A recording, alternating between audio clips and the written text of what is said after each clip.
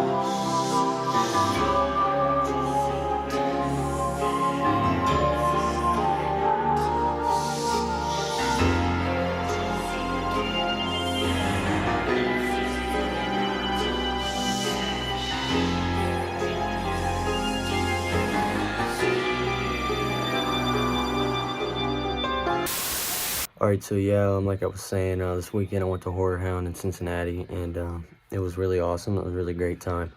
There was a lot of people there.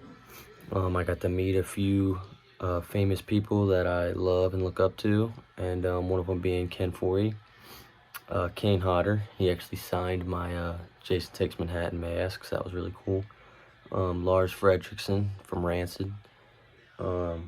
And there was just so much. There was some people from like the Myers community, and I got a bunch of t-shirts, a bunch of posters, some t-shirts. I got this sweet Fulci zombie tapestry.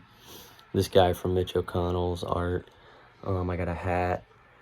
I got some figures and some autographs, and I couldn't leave without getting a mask. So I found this guy at the I forget the guy's name. I forget the booth who provided it, but I seen it and I was like, I gotta get it. I gotta get it. So what we have here is the Trick or Treat Studios Creepshow mask, which is Dead Nate from Creepshow Part 1, the Father's Day episode. If you guys don't know what that is, Creepshow is a movie that came out in 1982, which was directed by George Romero and written by Stephen King. And the guy who did all the effects was none other than Tom Savini. I grew up watching this movie all the time. My dad's a big fan of Creepshow, and so as a kid, we watched the hell out of it, man. We watched it all the time, and this is one of our favorite ones. You know, it's Father's Day, I want my cake. There's been a few different versions over the years. There's been most notable ones would be the Distortions version, which I don't know what year it came out, but I think it was vintage, you know, probably 80s, 90s maybe, which was pretty freaking awesome. I love Distortions. And then there was another version released later on through Death Studios, who used the actual movie mold from Tom Savini's mold. Tom Savini is the guy who created this beastly zombie, you know, to get revenge on his daughter, I believe, which is just awesome. I wanted one because I kept seeing people collecting them, and I kept seeing them pop up, the different versions of it. Now, it was kind of in the back of my head, like, yeah, I want one of those, you know, like I want to get one, don't know which one, I want to get one.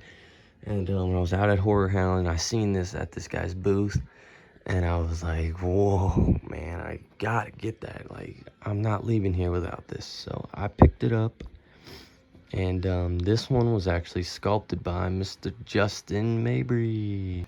Yep, you can see on the back right there, sculpted by Justin Mabry. And he actually was kind enough to post a bunch of progress photos on his Instagram. If you want to go stalk and check him out, I'll post a few on here right now. You can check out sort of his sculpture, and then I think I may even have a photo of a blank, like one of the first blanks. But he did it just like they did back then, and used Rice Krispies on him, which is actually what they used to make the one in the movie. But you know, I gotta say, of all the versions that are out there, this might be my favorite one. The paint job and everything is just, it looks so vintage, you know, it looks like a real vintage mask, but at the same time, it's like just covered in details and really sharp sculpture details. It did not lose any details in the process, even though it's mass produced. You know, Justin, he loves this type of stuff, you know. I mean, I'm not too close with him, you know. I wouldn't say that I'm friends with him or anything, but I have talked to him a few times, and my dad's good friends with him, and from what I've learned over the years, he's a freaking gigantic monster maniac, you know. He loves monsters. So I bet for him to make this and to bring it to Trick or Treat was probably just like a freaking daydream, you know. I mean, he probably had a field day making this, you know, and he freaking nailed it.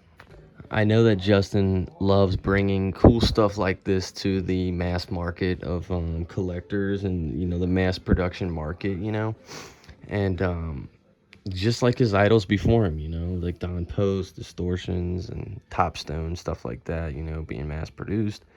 Um, he he's following in the footsteps of the people he looked up to, and I love it. I'm loving every second of it. This is like my seventh mask from Trick or Treat Studios by him. You know, he just makes all the cool stuff, you know, he does. And this one looks great in person. It looks freaking amazing. The color palette, I love it. The dirt all over the bones, you know, the bone portions, I love it. I love the blacks, the browns, the dirty wash, the hair. I love that little ratty hair. And I mean, it just looks so much like him. You know, it looks dead on it. Like he freaking crushed it. I love this thing. I literally love it. It's been sitting on this stand in my room for like since I got it. When was that? Saturday. So it's been on here for like 5 days now, just chilling on this thing because I just can't put it away yet. I just love it, and I just keep looking at it. And you could wear it. It fits nice. You can see really good out of it, even though it appears like there's just small holes. You can see real well out of it. So if you wanted to build a costume, which people build sick costumes with this thing because it totally works for costumes. I mean, it looks fantastic. So good. But I don't want to give away too much stuff in case you want to watch the movie. But essentially, I think this guy was like a bad father, and his daughter killed him or something, and then eventually he comes back for revenge, and comes crawling out of the dirt as a dead guy, and this is what he looks like, to a T. I mean, this is exactly what he looks like. And like I said, even though it's not from the movie mold, I think it's freaking cooler. I think it looks probably better than any replica out there. And I know some people, some people like the movie mold stuff, whatever. That's your thing. Some people like the old distortions. That's cool too. I would love to have both of them. Or all three, I would. But this is where it's at, guys. This is amazing.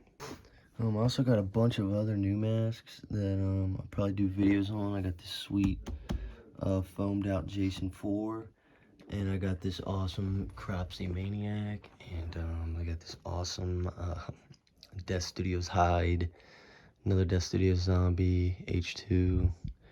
So yeah, some of those guys you've seen,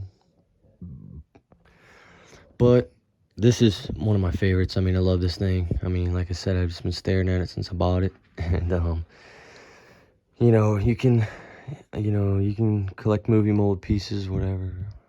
But this guy rocks, man. If you guys are looking for some cool Creepshow stuff, you know where to go. Trick or treat, baby. Hope you enjoyed. And as always, peace, love, rock and roll, man.